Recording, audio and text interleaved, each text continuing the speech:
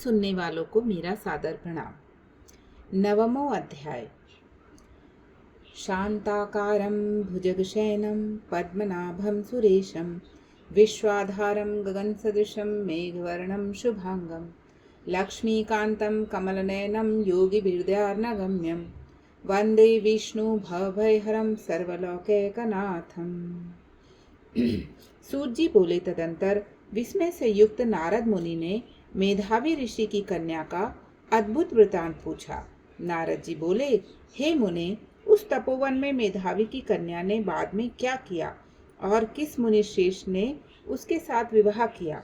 श्री नारायण बोले, अपने पिता को स्मरण करते करते और बराबर शोक करते करते उस घर में कुछ काल उस कन्या का व्यतीत हुआ। युद्ध से भ्रष्ट हुई हरिणी की तरह घबराई शून्य घर में रहने वाली दुख रूप अग्नि से उठी हुई भाप द्वारा बहते हुए अश्रुनेत्र वाली, जलते हुए हृत कमल वाली, दुख से प्रतिक्षण गर्म श्वास लेने वाली अतिदीना घिरी हुई सर्पणी की तरह अपने घर में सनरू अपने दुख को सोचती और दुख से मुक्त होने के उपाय को न देखती हुई उस कृशोदरी को उसके शुभ भविष्य की प्रेरणा से सांत्वना देने के लिए उस वन में अपनी इच्छा से ही परम क्रोधी, जिनको देखने से ही इंद्र भयभीत होते हैं, ऐसे जटा से व्याप्त साक्षात शंकर के समान भगवान दुर्वासा ऋषि आए। हे नारद, भगवान कृष्ण ने राजा युधिष्ठिर से कहा कि हे राजेंद्र, वह दुर्वासा आए जिसको कि आपकी माता कुंती ने बालापन में प्रसन्न किया था। तब उन सुपूजित महर्षि ने देवताओं को आकर्षण करने वाली विद्या उन्हें दी, और हे भूपाल, जिन्होंने सब देवताओं से नमस्कार किए जाने वाले मुझको भी रुक्मणी के साथ रथ में बैलों की जगह जोता।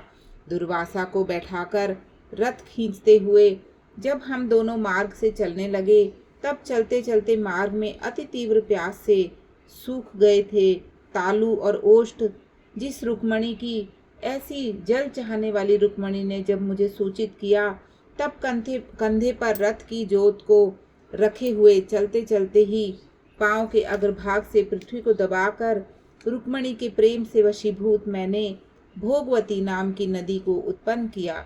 तब वही भोगवती ऊपर से बहने लगी। अनंतर उसी के जल से, हे महाराज, रुक्मणी की प्यास को मैंने बुझाया। इस प्रकार रुक्मणी की प्यास का बुझना देख उसी क्षण अग्नि की तरह दुर्वासा क्रोध से जलने लगे और प्रलय की अग्नि के समान उठकर दुर्वासा ने श्राप दिया। बोले, बड़ा आश्चर्य है, हे कृष्ण, रुक्मणी तुमको सदा अत्यंत प्रिय है, अतः स्त्री के प्रेम से युक्त तुमने मेरी अवज्ञा कर अपना महत्व दिखलाते हुए इस प्रकार से उसे पानी पिलाया, अतः तुम दोनों का वियोग होगा। इस प्रकार उन्होंने श्राप दिया।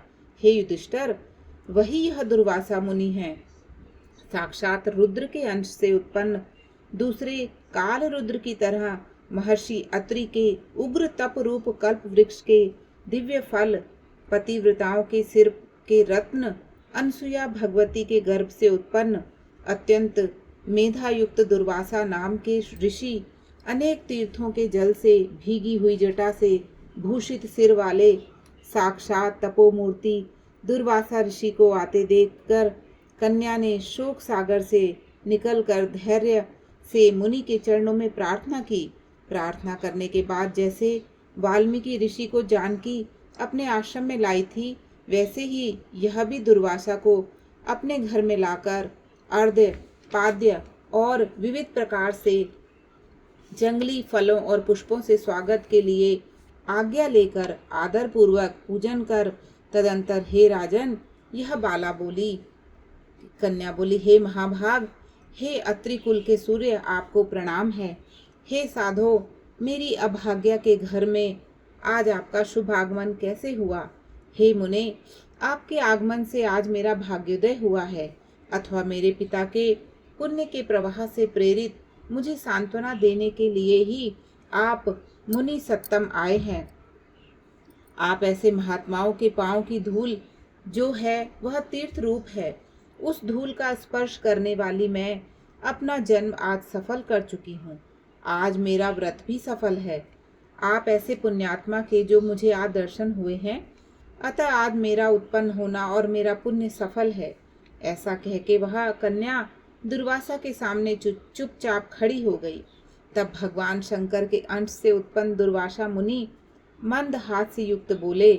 दुर्वासा बोले, हे द्विज सुते, तू बड़ी अच्छी है। तूने अपने पिता के कुल को तार दिया। यह मेधावी ऋषि के तप का फल है जो उन्हें तेरी जैसी कन्या उत्पन्न हुई। तेरी धर्म में तत्परता जान कैलाश से मैं यहाँ आया और तेरे घर आकर तेरे द्वारा मेरा पूजन हुआ। हे वरारोहे, मैं शीघ्र ही बद्रिकाश्रम में मुनीश्वर सनातन नारायण देव के दर्शन के लिए जाऊंगा, जो प्राणियों के हित के लिए अत्यंत उग्र तप कर रहे हैं।